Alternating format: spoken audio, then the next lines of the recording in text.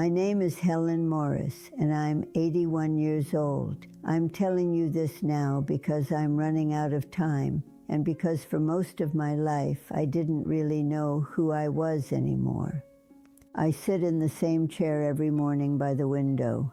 The cushion has flattened over the years, and the fabric smells faintly like dust and whatever detergent the care aide uses.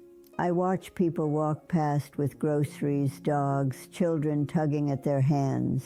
I don't think they see me. That's all right. I didn't see myself for a very long time either. When you get to this age, people assume you've figured things out, that you're full of wisdom, that you're at peace. I'm not unhappy exactly, but I am aware of how much of myself I misplaced along the way. Not lost all at once, just set down somewhere and forgot to go back for. I was a practical woman. That's what everyone said. Sensible, dependable. I wore that word like a coat. It kept me warm. It also kept me from feeling very much. I grew up in a small town in Ohio. My father worked at a paper mill. My mother cleaned houses until her back gave out. There wasn't much money, but there was a lot of emphasis on not causing trouble. You learned early not to ask for things you couldn't justify. Wanting something wasn't enough. You had to explain why it made sense. I was good at school, not brilliant, but steady. I liked math because there was always an answer, and English because the rules felt safe if you followed them carefully. I liked the idea that if you did things correctly, life would reward you. That's what I believed. In my early 20s, I married a man named Robert. He worked in insurance. He wasn't unkind. He wasn't passionate either, but he paid his bills on time and remembered birthdays, which seemed important then. Love, I thought, was something that grew out of shared responsibility. Fire was for people who didn't plan ahead. We bought a small house with beige siding and a lawn that never quite filled in. I got a job as an administrative assistant at a manufacturing company.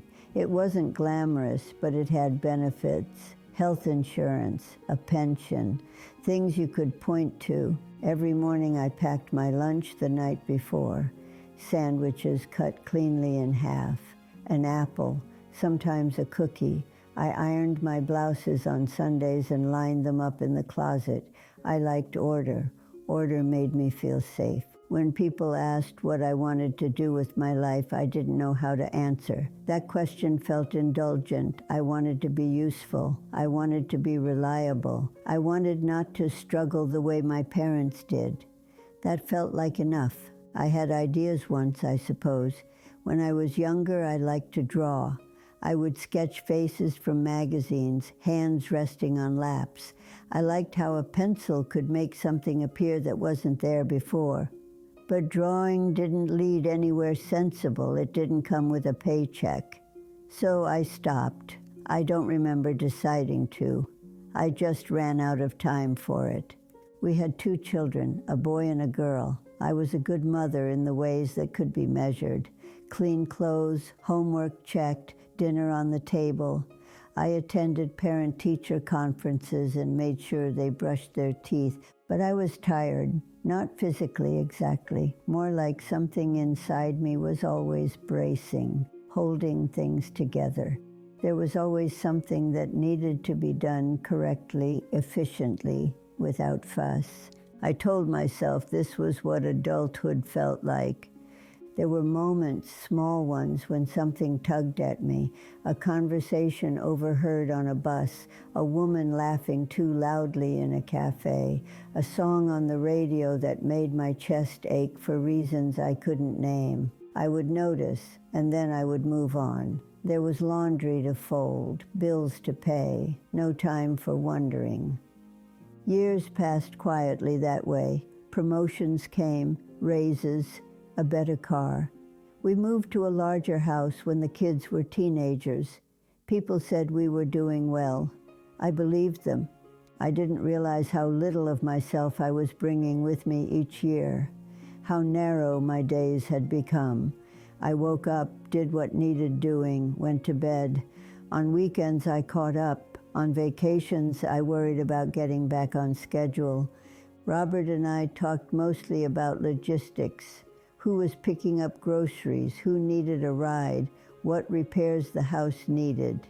When he tried to talk about his fears, his disappointments, I listened politely but felt uncomfortable.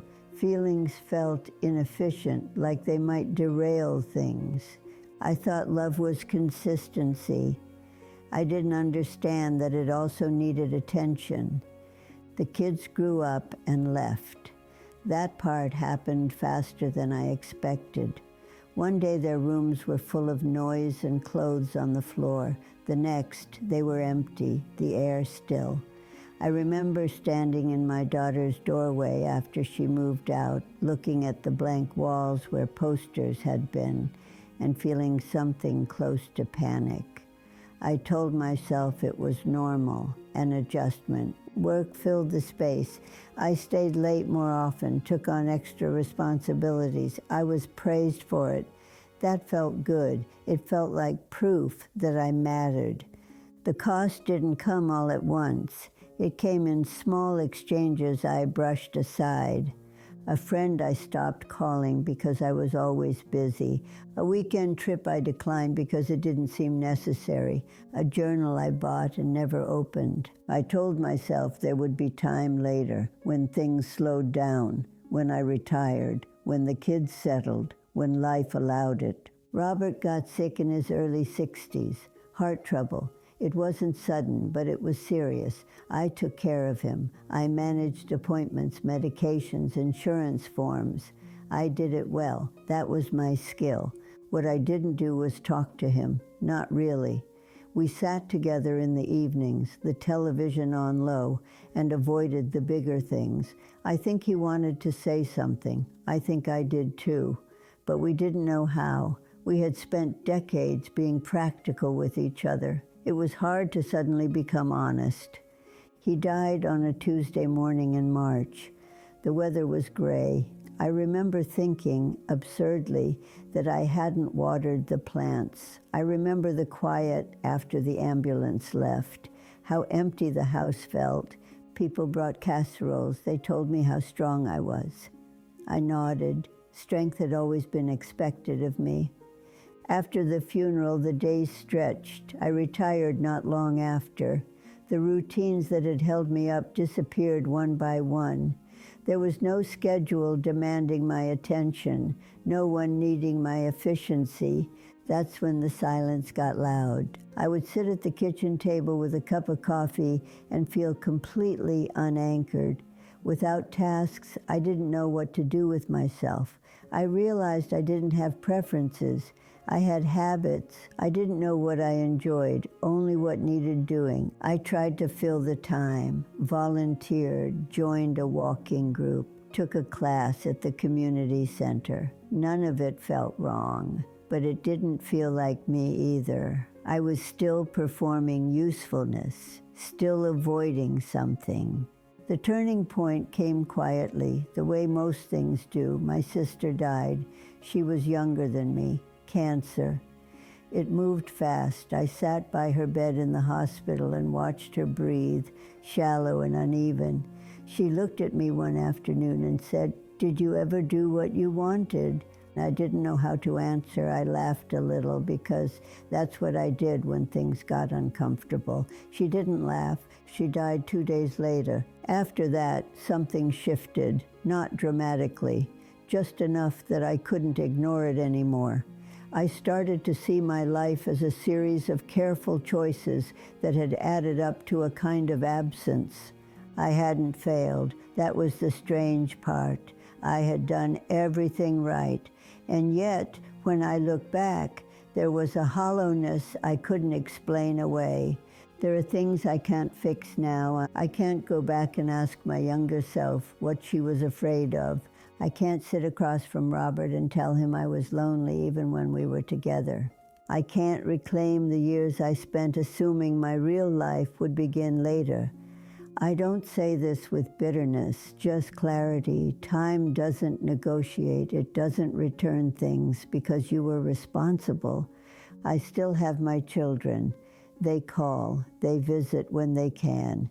They have their own lives, full and busy. I don't blame them. I taught them how to be practical too.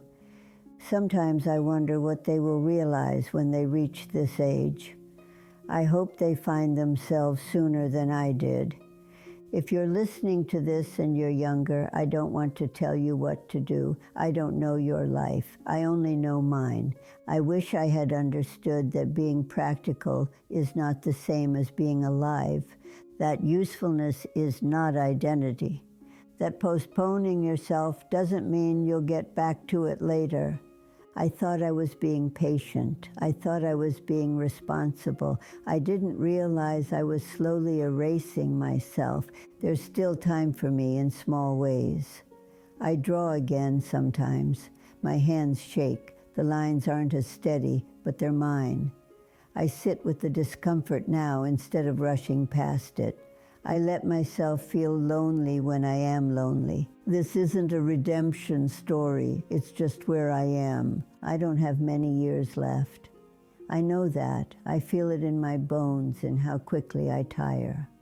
I'm not afraid of dying. I'm more aware of what it means to have lived. If this meant something to you, you can sit with it for a moment. You don't have to fix anything right away. I spent my life believing there would always be more time to become myself. There wasn't. Now, there is only this, and I'm finally here.